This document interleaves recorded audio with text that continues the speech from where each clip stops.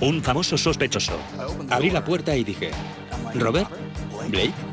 Fue una cochina mentira podrida y miserable y te quedaste embarazada deliberadamente. Una víctima con un sórdido pasado. Parece que tenía mucho encanto y le gustaba el sexo. Si conocía su estilo de vida, podía suponer que tenía enemigos por todas partes. Dejó claro que aunque la asesinaran, sería una celebridad, que era lo que siempre había querido ser. Una gran estrella. Una investigación en el centro de una tormenta mediática. El titular fue: abogado californiano jura borrar la sonrisa del rostro de Blake. En aquel momento empezó la partida de verdad. Empezaba a aparecer O.J. Simpson 2 y todos sabíamos lo que O.J. había supuesto para las audiencias de muchas cadenas de noticias. Un asesinato televisivo que exponía el lado más oscuro de la fama. Hoy en Poder, Privilegio y Justicia.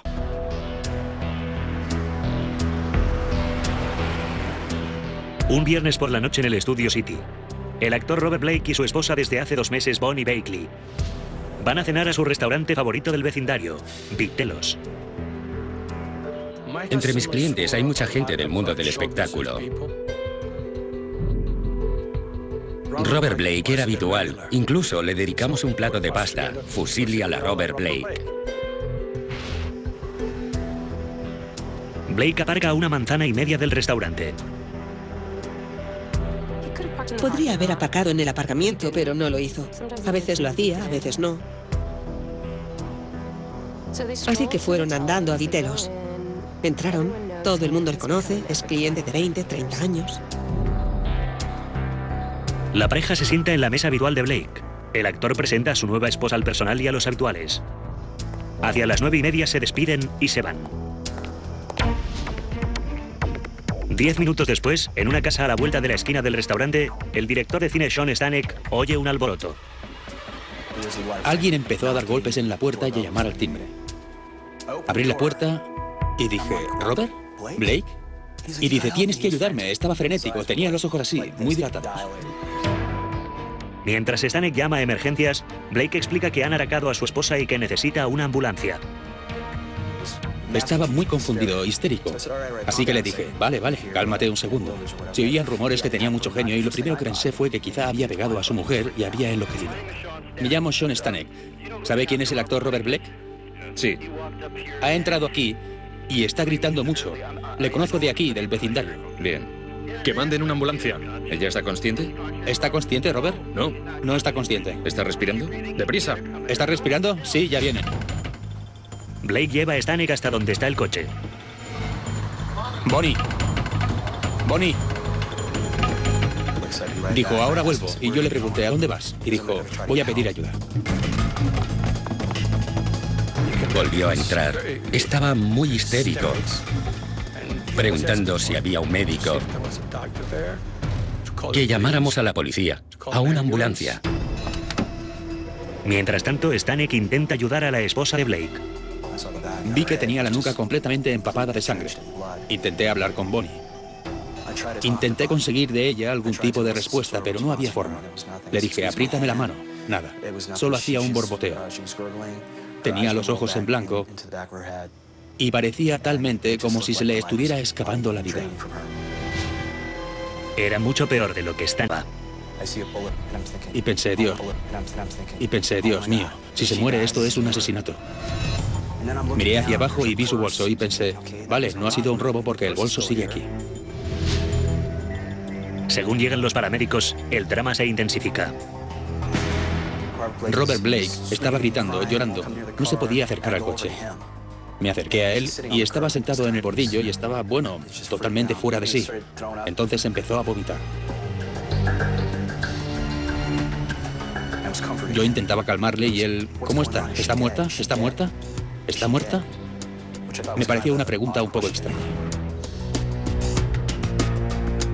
Varios testigos que presenciaron la escena dijeron posteriormente que Blake parecía estar actuando o exagerando. Temblaba violentamente y lloraba guturalmente. Al mirarle a la cara me di cuenta de que no había lágrimas y me pareció que estaba actuando. Studio City está lleno de gente que trabaja en el mundo del cine. Pero esto era todo un drama, incluso para ellos. Y apenas había empezado el primer acto. Cuando los detectives de Hollywood vieron que la víctima del crimen era la esposa de un actor, llamaron a Homicidios Especiales, la división de robos y homicidios con base en el centro de Los Ángeles. Las cámaras ruedan mientras la policía interroga al devastado actor. Blake explica que Bonnie tenía enemigos. Dijo que ella tenía mucho miedo de que le pudiera pasar algo. Blake, que tenía permiso para llevar armas, dice que había sacado su revólver del cinturón durante la cena y que se lo había olvidado por accidente en el asiento. Él y Bonnie habían regresado al coche. Subieron al coche, ella subió por el asiento del pasajero y él se da cuenta, oh, la pistola se ha quedado en el restaurante. No la tengo, se me ha olvidado.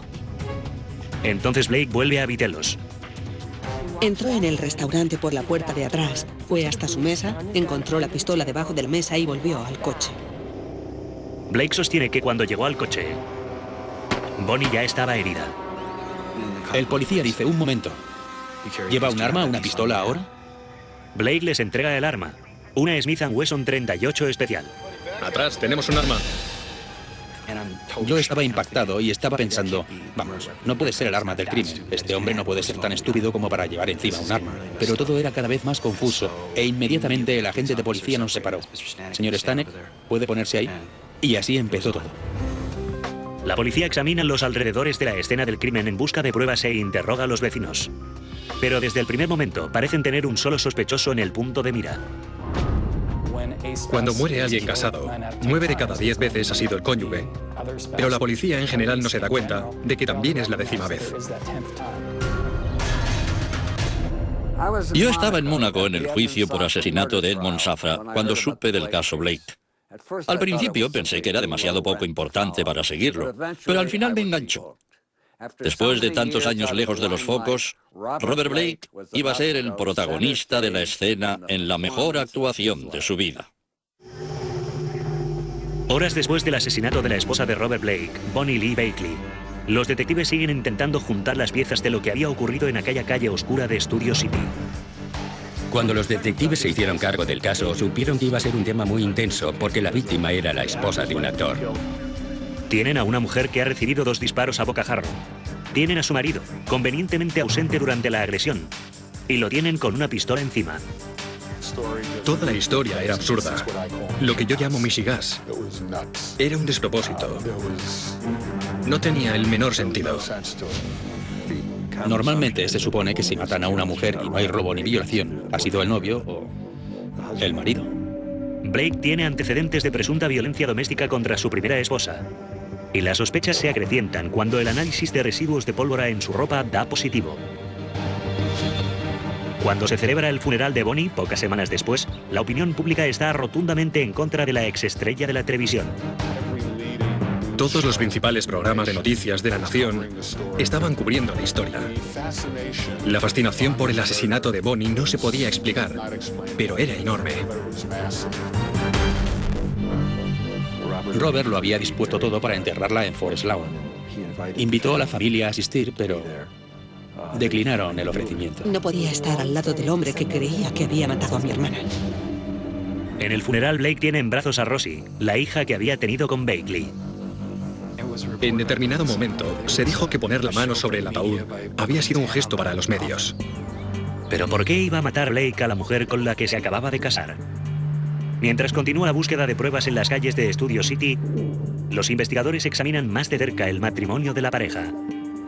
Por lo que descubrieron sobre la relación, parecía que Blake tenía un motivo. Era un matrimonio falso. Ni siquiera dormían juntos y Blake se estuvo riendo de ella con sus amigos cuando se casaron. Se mantuvo en secreto y el certificado matrimonial era un certificado confidencial. Él no quería que la existencia de la relación se hiciera pública. Al interrogar a Blake y a sus conocidos, la policía descubre que, en efecto, Bakley había forzado el matrimonio. Bonnie había dicho claramente en numerosas ocasiones que quería casarse con un famoso. Quería vivir la vida de las celebridades. Quería formar parte de Hollywood. Ella ya se había relacionado anteriormente con muchos famosos mayores. Dean Martin, Frankie Valli. Decía que había tenido un hijo de Jerry Lee Lewis. Su objetivo era cazar a un hombre, un famoso. Robert Blake había sido famoso desde que tenía tan solo 6 años. Robert Blake empezó de pequeño con las comedias de Our Gang. Era un niño de Hollywood. Era uno de los pequeños granujas. Pero la vida real no había tratado bien al pequeño Bobby Blake. Básicamente era quien mantenía a su familia. Y su padre estaba resentido con él por eso. Él afirmaba que había sido víctima de graves abusos físicos, sexuales y psicológicos por parte de sus padres. Decía que su padre le encerraba en un armario y que su madre en ningún momento le había protegido. A lo largo de las siguientes décadas, Blake se convirtió en un actor serio. Lo cierto es que era un actor increíble. Realmente dio la campanada cuando interpretó aquel personaje. Interpretó un papel realmente inspirado en la obra maestra de Truman Capote, A Sangre Fría. Ser elegido para el papel de Perry Smith por el aclamado director Richard Brooks y bendecido por Capote fue el gran hito de la carrera de Blake y probablemente de su vida. Cuando tenía que interpretar a asesinos, los defendía. Decía, todos tomamos decisiones y yo tomo las correctas. Entiendo que alguien tome la decisión de matar. Conocí a Robert Blake en la casa de Natalie Wood en Beverly Hills. Ellos se conocían desde que habían actuado juntos de niños. Y Natalie seguía invitándole a fiestas cuando casi todo el mundo había dejado de hacerlo. El papel que le hizo más famoso fue el de Tony Barrett, aquel policía que tenía una cacatúa y vivía en un hotel de mala muerte. Stephen Cannell escribió y produjo Baretta, la serie de televisión que elevaría la carrera de Blake a nuevas alturas y le haría merecedor de un Emmy. Yo había creado este personaje descarnado al borde de la crisis emocional. Y en aquel momento no había personajes así en televisión y pensé, Dios, esto es demasiado para ser lo mejor que se ha visto en televisión. Como su personaje, Blake tenía fama de ser impredecible y brusco. Y a veces se pasaba de la raya. Solía aparecer en el show de Johnny Carson y siempre decía muchas barbaridades. Era bastante iconoclasta y no seguía el juego de Hollywood. Creo que eso pudo perjudicar su carrera. Le gustaba cultivar la imagen de que era un tipo normal, de la calle. Si te metes conmigo, atente a las consecuencias. Pero creo realmente que nunca fue así. Es irónico que un tipo duro como Bob Blake fuera presa de una cazadora de famosos como Bonnie Bakley. Esta madre de 4 hijos vivía en Arkansas, pero iba regularmente a Los Ángeles. Se hospedaba en el Holiday Inn, junto a los estudios Universal, y salía a la caza de cualquier hombre con el mínimo aire de celebridad. Bonnie Lee Bakley encontró a su hombre en 1999 cuando fue a una fiesta de cumpleaños en un club de jazz en honor de Chuck McCann, un antiguo amigo de Robert Blake. Allí fue donde conoció a Blake aquella noche y parece que conectaron. Blake tuvo relaciones sexuales con Bonnie en su coche, en el aparcamiento del club de jazz. Y a todo el mundo le pareció muy mal que Bonnie hiciera algo así. Dijeron que era una golfa y todo eso. Pero nadie dijo nada de Robert Blake. Y para eso hacen falta 2. Si pensamos en su objetivo de cazar a un famoso y casarse con él, podemos suponer que estaba intentando cazarle a él si podía. Y si juntamos toda esa información, creo que se quedó embarazada intencionadamente. Blake se puso furioso. Bonnie Bakley le había dicho que tomaba la píldora. Más o menos entonces, Bakley empezó a grabar en secreto sus conversaciones. Yo solo quería estar contigo. No se me ocurrió que pudiera pasar nada malo. Me juraste por tu vida que pasara lo que pasara, no tenía por qué preocuparme. Y fue una cochina mentira podrida y miserable. Y te quedaste embarazada deliberadamente. No fue un descuido. Te quedaste embarazada deliberadamente. Tu periodo terminó el 20 de agosto y viniste aquí a joder conmigo justo el día que tenía que ser. En eso te equivocas. No porque quisieras estar conmigo. Lo hiciste porque se te había metido en la cabeza que querías tener un hijo de Robert Blake, por las razones retorcidas y absurdas que sean. Así que es todo tuyo, nena. Y te lo vas a comer tú sola. Tú planeaste todo esto. Él intentó pagarle un par de cientos de miles de dólares, pero no lo quiso. No quería eso. Cuando da a luz el bebé en Arkansas, Bonnie anuncia que el padre es el hijo de Marlon Brando, Christian, con quien estaba viéndose cuando conoció a Blake. Cuando veía una foto de Rosie estaba muy claro que era hija de Robert Blake. Y cuando Robert Blake vio su foto entonces, todo cambió en su interior. Según sus amigos, el instinto paternal de Blake lo dominó y se enamoró del bebé instantáneamente. Al final, la prueba del ADN confirmó que el señor Blake era el padre. Pero durante un tiempo no estuvo claro, porque ella estaba jugando con los dos. Los investigadores descubren que Blake estaba decidido a salvar a Rosie de una mujer a la que consideraba profundamente trastornada. Bonnie Lee Bakley estaba viviendo en Little Rock, Arkansas, y estaba en libertad condicional porque anteriormente la habían detenido por fraude con tarjetas de crédito a la Seguridad Social, con tarjetas con nombres diferentes, carnets de conducir. Entonces lo importante pasó a ser proteger al bebé. Blake hizo volar a Bonnie a Los Ángeles con el pretexto de una reconciliación. Y convenció a su asistente personal de que se hiciera pasar por una niñera. Bonnie accede a dejar a la niña con la niñera, Nancy, mientras van a comer. Entonces, de repente, aparecen un par de amigos de Blake y le dicen a Bonnie: somos policías, sabemos que no debería estar aquí, ha violado la libertad condicional, más le vale volver a Arkansas, señorita. El plan de Blake funcionó, pero por poco tiempo. El responsable de su condicional le dio permiso para volver a por su hija. Bonnie fue a Los Ángeles, presentó cargos por secuestro y así fue como se produjo el matrimonio. No había nada que Blake pudiera hacer. Estaba atrapado. Llegaron a un acuerdo. Si se casaban, ella retiraba los cargos contra Robert Blake. La pareja se casó en noviembre de 2000. Cuando Bonnie acabó de cumplir la libertad condicional en Arkansas, se mudó a la casa de invitados de Blake. Pero según sus amigos y familia, nunca se sintió aceptada. Era un hombre malo, ella le temía. Ella creía que iban a intentar asesinarla y creía que Robert Blake sería quien estaba dispuesto a hacerlo. Dejó claro que aunque la asesinaran, antes sería famosa, toda una celebridad, que era lo que siempre había querido ser. La opinión pública venía a coincidir en que él era el asesino. Bonnie Bakley era la esposa de la que él quería deshacerse. Esa era la historia que sostenían la policía y las autoridades. Pero los defensores de Blake acusan a la policía y a los medios de juzgarle precipitadamente. Todo el mundo quería que Robert Blake fuera culpable porque empezaba a aparecer O.J. Simpson 2 y sabíamos lo que O.J. había supuesto para la audiencia de muchas cadenas de noticias. No había ninguna prueba de que Robert hubiera apretado el gatillo, de que Robert hubiera matado a su mujer. No había nada, absolutamente nada.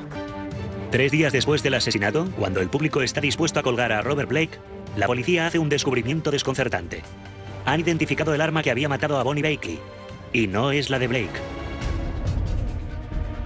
El caso Blake se estaba convirtiendo en un buen guión televisivo. Cuando todos creían que ya sabían el final, ¡sorpresa! La historia daba un nuevo giro. Un día después de que Bonnie Bakley perdiera la vida en una oscura calle de Studio City, los investigadores creen haber encontrado la pistola que la ha matado. Los detectives de homicidios la encontraron buscando en un gran contenedor que había justo delante de donde Robert Blake había aparcado el coche. En el fondo del contenedor encuentran una pistola Walther 9 mm semiautomática, el mismo calibre que el arma del delito. Quien había disparado el arma después de dispararla la sumergió en aceite y la tiró al contenedor. Al limpiar el aceite desaparecerían las huellas dactilares. Pero hay algo que no encaja. ¿A quién se le ocurre tirar el arma justo delante de la escena del crimen? A menos que quieras que la policía la encuentre. Quería que apareciera, porque no se le podía seguir la pista. Se hicieron todas las pruebas forenses concebibles para vincular el arma con el señor Blake, pero no lo consiguieron. La policía se presenta en la casa de campo de Robert Blake, el rancho Matahari, con una orden de registro en mano. Registran cuidadosamente la casa principal y confiscan ropa y cajas de objetos personales. Registraron toda la casa. Se llevaron todo lo que podían utilizar contra Robert. Pero curiosamente, deciden no llevarse las pertenencias de Bonnie. Lo que hicimos después de aquello fue que mi investigador Scott Ross se llevó todo aquel material. Los papeles de Bonnie revelan una larga y sórdida historia de fraudes y actividades criminales. Nos llevamos casi 20 cajas de contrabando.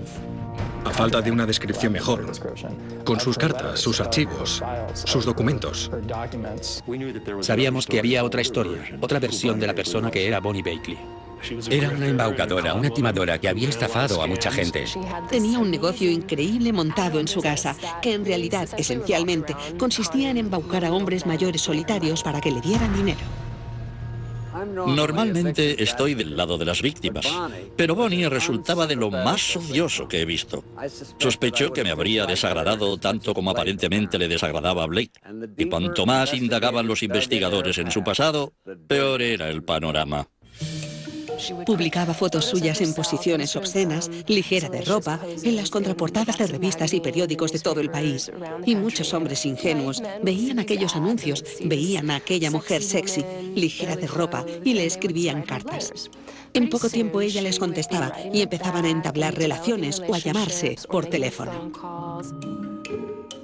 Su sistema tenía 8 niveles básicos. El primero era: hola, esta soy yo, mándame dinero y yo te mando unas fotos. El octavo nivel era: ponme en tu testamento. Durante cerca de 20 años, Bonnie había embaucado sistemáticamente a miles de hombres con su negocio para corazones solitarios. A algunos les había sacado $20, a otros cientos o miles en efectivo y en bienes. Descubrimos que Bonnie se había casado unas 16 veces. Ningún matrimonio había terminado en divorcio. Era amoral.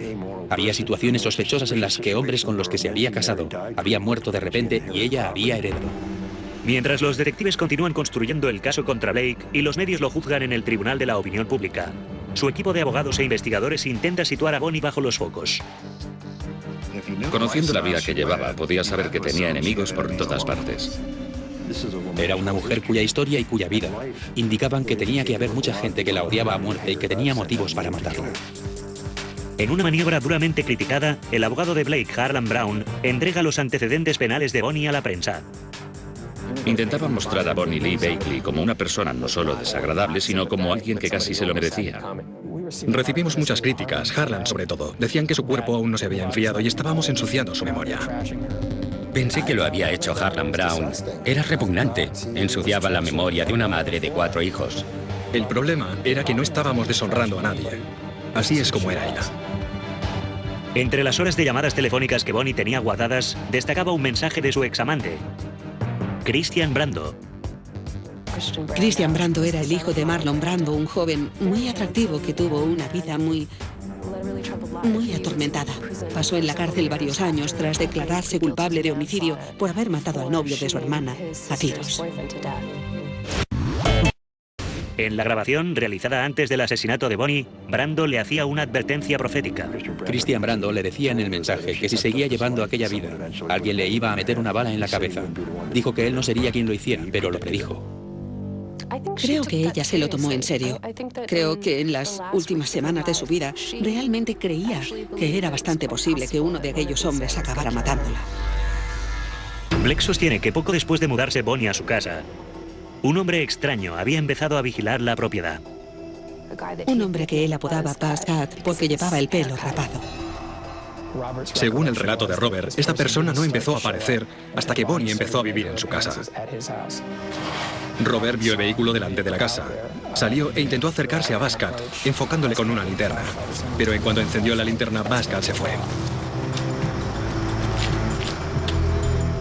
Investigamos todo aquel asunto y concluimos que este Buzz Cut, como le llamábamos, estaba de hecho vigilando a Bonnie Bakley.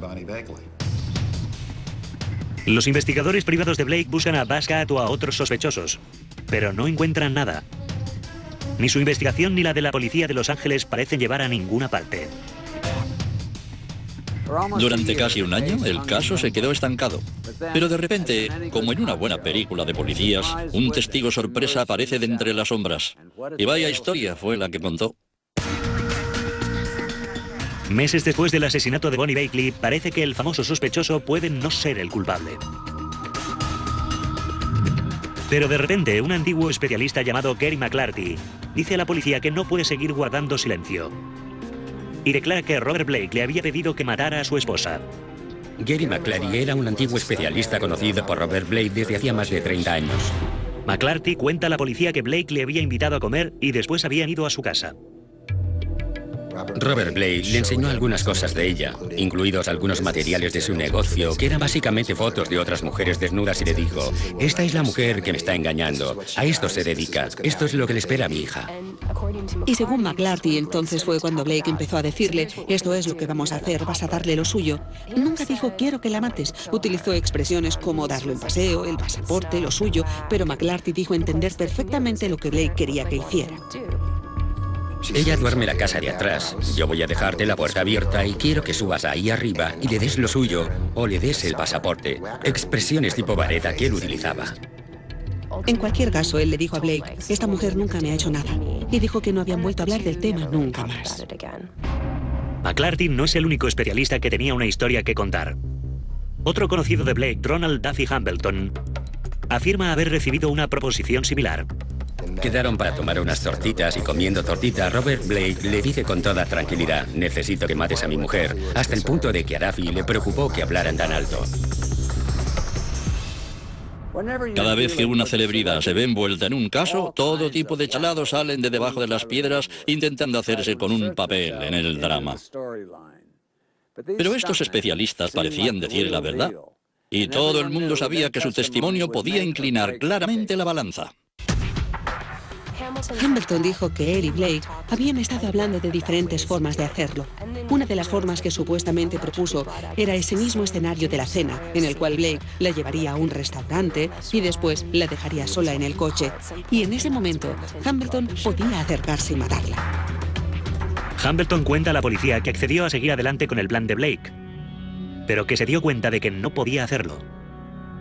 La policía le presiona para que aporte pruebas, y él les habla de una tarjeta telefónica de prepago que había comprado Blake. En un 7-Eleven compraron lo que creían que sería una tarjeta telefónica ilocalizable. Y el acuerdo fue que siempre que Blake tuviera que llamar a Duffy, utilizaría esa tarjeta de forma que nadie pudiera relacionarlos. Duffy llevó a la policía al 7-Eleven donde la compraron, revisaron los recibos y ¡bam! Era Robert Blake comprando la tarjeta. La policía comprueba el registro telefónico y descubre que la tarjeta fue utilizada docenas de veces para llamar tanto a McClarty como a Hambleton. El interrogante pasa a ser ¿por qué Robert Blake no realiza las llamadas desde su móvil o bien desde su teléfono fijo? ¿Por qué Robert Blake contacta con estos especialistas utilizando una tarjeta telefónica de prepago? Había 120 llamadas telefónicas, unas 100 a Duffy y las otras 20 a Gary McClarty, a nadie más. Y acaban el día del asesinato. La última llamada fue la mañana del asesinato. La evidencia es comprometedora, pero los investigadores saben que van a necesitar algo más para garantizar una condena. Entonces Hambleton ofrece otra pista. Duffy Hambleton le recomendó a Robert Blake que empezara a retirar dinero para pagarle cuando hiciera el trabajo. La idea era que fuera retirando pequeñas cantidades de varios bancos. Los detectives lo comprueban. Blake había empezado a retirar cantidades de entre 100 y 5.000 dólares que se iban incrementando entre octubre de 2000 y marzo de 2001. Empezaron a saltar avisos de actividad sospechosa en el banco, que empezó a indagar qué estaba pasando con aquellos reembolsos. Los $100.000 aproximadamente que retiró antes del asesinato nunca aparecieron. Si le dio todo o parte a quienes solicitó que hiciera el trabajo, es algo que no sabremos nunca. Los investigadores descubren detalles todavía más incriminatorios. La primera esposa de Blake, Sondra Kerr, muestra un lado de Robert que podía ser el último clavo sobre su ataúd. Contó cosas como que Blake le había disparado con una pistola en una ocasión. Se contaba que en determinado momento le había puesto una pistola en la cara y la había amenazado con volarle la cabeza si no le daba la plena custodia de los hijos. Lo describió como un embustero peligroso. Había muchas similitudes entre la historia de Sandra Blake y lo que le había pasado a Bonnie Lee Bakley. En abril de 2002, casi un año después de la muerte de Bonnie, Robert Blake es arrestado. El jefe de policía Parks apareció el mismo día que le arrestaron y dijo que habían resuelto el crimen. La policía de Los Ángeles ha obtenido evidencias tanto físicas como circunstanciales significativas que demuestran que Robert Blake mató a Bonnie Lee Bakley. Durante su encarcelamiento, Blake, que tenía 69 años, se convirtió en un anciano. Su pelo, que solía llevar teñido de negro, se había vuelto blanco y había perdido peso considerablemente. Su rostro estaba surcado por profundas arrugas. Trágico es el adjetivo que me viene a la mente para describir su aspecto. Después de casi un año en la cárcel, Blake aparece en la audiencia preliminar. Su equipo de abogados pone toda la carne en el asador. Fue una audiencia preliminar muy notable, porque la acusación decidió exhibir a casi todos sus testigos principales, algo que no se hace normalmente. Y yo decidí que atacaríamos a todos esos testigos en la audiencia preliminar como si fuera el juicio. En el contrainterrogatorio de todos aquellos testigos les hizo mucho daño. Y creo que lo que consiguió fue crear dudas sobre quién había matado a Bonnie Bakley. La agresividad de la defensa funciona. Establezco la fianza en $1,5 millones de dólares. Es una medida sin precedentes. Lo típico es que nadie salga bajo fianza en este tipo de casos. Y nadie en la historia de California lo había conseguido habiéndolo objetado la acusación hasta esta audiencia preliminar. ¿Un sospechoso de asesinato en arresto domiciliario? Claro, esto es Los Ángeles. No lo olviden, si eres una celebridad en Los Ángeles, las normas que se te aplican son diferentes. Yo no podía esperar a ver qué pasaba en el juicio. Más de 3 años después del asesinato, Robert Blake es sometido a juicio. La acusación sabe que se enfrenta a una batalla contracorriente. El acusado no solo es famoso. Sus bolsillos le han permitido contratar al mejor equipo de abogados defensores que el dinero puede comprar. Cuando puedes contratar a un equipo de abogados y a un equipo de investigadores, en general la balanza se inclina a tu favor. Pero el Estado está dispuesto a pelear. La fiscal Shelley Samuels, una mujer dura y fría, fue a por Blake desde el primer momento. Entró en lo personal al decir que Blake, como actor, básicamente había fracasado en su papel más importante, el de hacer creer que no la había matado. Lo que ocurrió fue que el actor había sobreestimado sus dotes dramáticas. No se lo tragaron. La gente que había en la calle no se lo tragó. La gente del restaurante no se lo tragó, aullando: mi esposa, conocen todo lo que había detrás de esa relación. ¿Se lo tragarían? Pero el caso de la acusación tiene varios agujeros. Por ejemplo, ¿cómo podía Blake haber cometido físicamente un crimen y haberlo cubierto en apenas 10 minutos? En una fracción de tiempo tan breve, ¿habría tenido que acompañarla andando al coche? ¿Haberla matado? ¿Haber sumergido la Walter P38 en aceite de motor para deshacerse de las huellas? ¿Haberla tirado al contenedor? ¿Haber eliminado cualquier rastro de ese aceite y de salpicaduras de sangre de su cuerpo y de su ropa? ¿Haber llamado al vecino y que éste hubiera llamado al 911? La defensa argumenta que otra persona tenía que haber cometido el crimen. Llevaba un arma para proteger a la señora Blakely a causa de su desafortunado y desagradable pasado. La defensa también consigue desprestigiar a los testigos estrella de la defensa, Duffy Hambleton y Gary McClarty, los especialistas que afirmaban que Blake les había pedido que mataran a Bonnie. Se desveló durante el testimonio que tanto Duffy Hambleton como Gary McClarty habían abusado de la cocaína y de la metanfetamina. McClarty incluso había estado internado en un sanatorio psiquiátrico. Admitió en el estrado que en el pasado había estado convencido de que le observaban y de que podía leer la mente de las personas. La fiscal Shelley Samuels, una experta en casos de bandas, llegó al juicio con un historial perfecto: 68 condenas seguidas.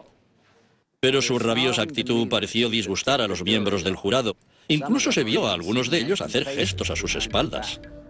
El detective Goffey sospechó desde el primer momento. Él dice que su esposa está paranoica. Está paranoica y la deja sola en aquella calle oscura. Y una mierda. La última esperanza de la acusación es el residuo de pólvora hallado en las ropas de Blake después del crimen. Encontraron partículas en su ropa, en sus botas, sus zapatos, sus calcetines. Pero la defensa consigue volver esta prueba en contra de la acusación. Si alguien ha tenido un arma recientemente, no se le hace prueba de residuos, porque es probable que quien posea o lleve un arma tenga algún tipo de residuo de pólvora en la piel o en su ropa. Robert tenía la mayoría de sus armas. Creo que tenía un total de 10 en sus cajones, con su ropa en diferentes lugares. Blake no declaró en ningún momento durante el juicio de 3 meses. Después de 9 días de deliberación, el jurado tiene un veredicto. Nosotros, el jurado del presente proceso, declaramos al acusado Robert Blake no culpable de asesinato en primer grado de Bonnie Lee Bakley. A la puerta del juzgado, Blake da una conferencia de prensa improvisada, en la que corta el dispositivo de monitorización y lo muestra como signo de victoria. Yo dije, espero borrarle esa sonrisa de la cara. El titular fue, abogado californiano jura borrar la sonrisa de Blake. En aquel momento empezó la partida de verdad. Estaba tan furiosa con él. Un gran abismo entre querer que alguien la matara, a apretar el gatillo él mismo. Pero quedaba una última batalla por librar. La familia de Bonnie anuncia que presentará cargos civiles y esta vez Blake no tendrá más remedio que testificar. En septiembre de 2005 comienza el proceso civil de Robert Blake en Burbank, California. Él fue, en muchos sentidos, mucho más interesante que el proceso criminal. En un proceso civil, el jurado solo tiene que estar de acuerdo en un 51% de que el acusado es culpable para fallar a favor del demandante. A diferencia de los procesos criminales, el acusado debe salir al estrado. Lo que me temía era que apareciera vareta a un encantador Robert Blake, algo que sabía hacer muy bien. Sin embargo, Blake pierde por completo el control. Lo tuve en el estrado 8 días durante el juicio civil y fue un enfrentamiento de lo más incómodo que se haya podido ver en un juzgado. Estaba furioso. Llamaba al abogado de la acusación, Eric Rubin, jefe y mentiroso. E incluso llegó a amenazarle mientras estaba declarando en el estrado. Finalmente, Dubin hace la pregunta del $1.000.000. Le dije, ¿mató a su esposa? Entonces vi a Robert Blake mirarme con desprecio y le sostuve la mirada y dije, si tiene algo que decir, adelante, dígalo. Y entonces se abalanzó para pegarme. Había 4 abogados entre nosotros y consiguieron detenerle, impedir que llegara hasta mí. Por desgracia para Blake, el jurado parece no tragarle. Su odio se refleja en el veredicto. El jurado decidió que Robert Blake había matado a su esposa y que Bonnie era una buena madre. Sus hijos percibieron $30 millones. Las posibilidades de que vean ese dinero son prácticamente nulas. Pero para la familia de Bonnie, sigue siendo una victoria. Creo que es irónico que Bonnie consiguiera la fama y la notoriedad con su muerte. Creo que eso era lo que quería. Creo que sabía que iba a ocurrir y creo que de hecho estaba dispuesta a morir para conseguirlo.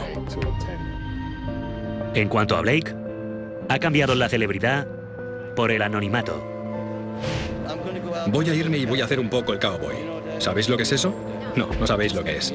Dejas que el aire te revuelva el pelo y acabas en un pequeño bar en algún lugar de Arizona, jugando una partida de billar a una mano con una portuguesa de 90 años que te pega una buena paliza.